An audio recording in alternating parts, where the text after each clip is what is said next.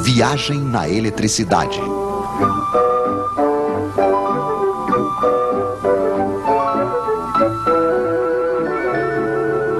Entre menos e mais. Senhores conceituados em uma certa época descobriram a eletricidade.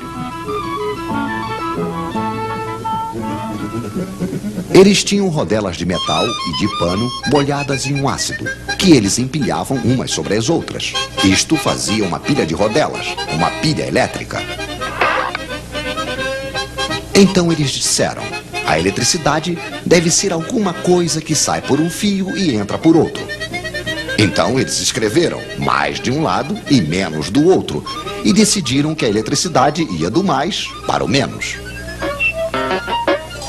Mas tudo isso ao acaso.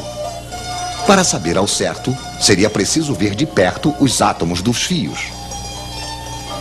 Hoje, graças a nossas câmeras especiais, estamos habilitados para apresentar-lhes aqui alguns átomos que nos deram a honra de vir em nossos estúdios para nos explicar.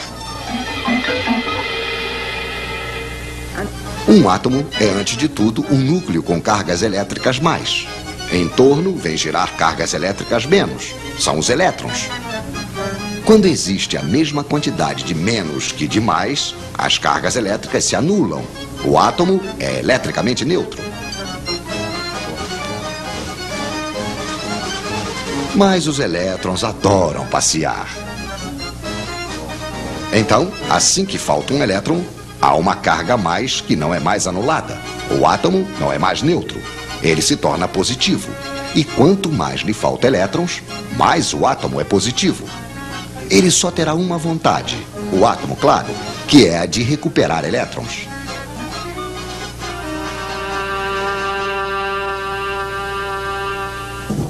Esses elétrons andarilhos, nós os chamamos de elétrons livres. Só que esses elétrons que andam ao acaso não são os que produzem eletricidade útil.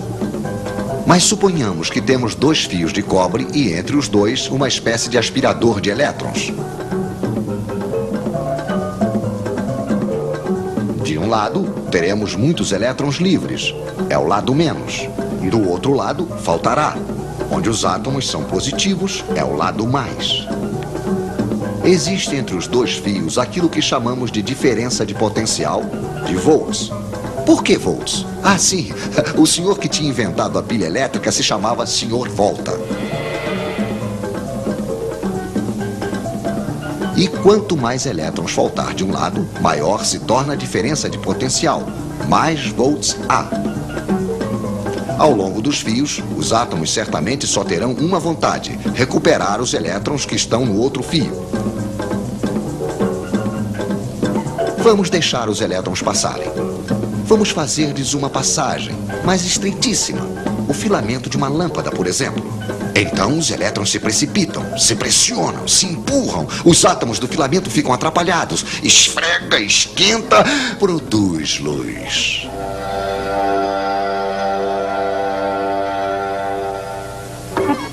Temos uma corrente de elétrons que vai do menos para o mais.